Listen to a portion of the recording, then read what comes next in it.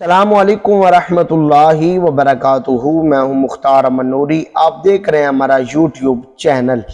ख्वाब सच्चे भी होते हैं और झूठे भी होते हैं, ख्वाब अच्छे भी होते हैं और बुरे भी होते हैं। अपने ख्वाब की ताबीर जानने के लिए किसी भी साहिब इल्म या मुफ्ती हज़रात से रब्ता करें। किसी भी जाहिल को अपना ख्वाब बिल्कुल बयान ना करें। जो शख्स ख्वाब के अंदर देखे सूरतुन निसा की वो तिलावत कर रहा है तो उसकी ताबीर ये है कि वो वरासत का बहुत ज़्यादा माल पाएगा और उसके अहले बैत यानी कि उसके घर वाले बहुत ज़्यादा होंगे।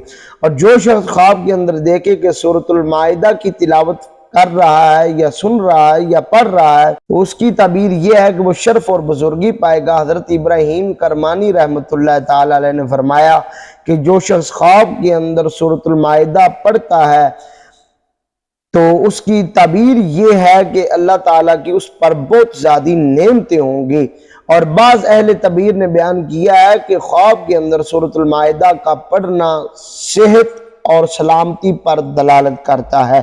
उम्मीद करते हैं कि आपको ये हमारी वीडियो अच्छी लगी होगी। अपने दोस्तों के साथ भी शेयर कीजिएगा और हमारे चैनल को सब्सक्राइब करना मत भूलिएगा। वस्सलाम।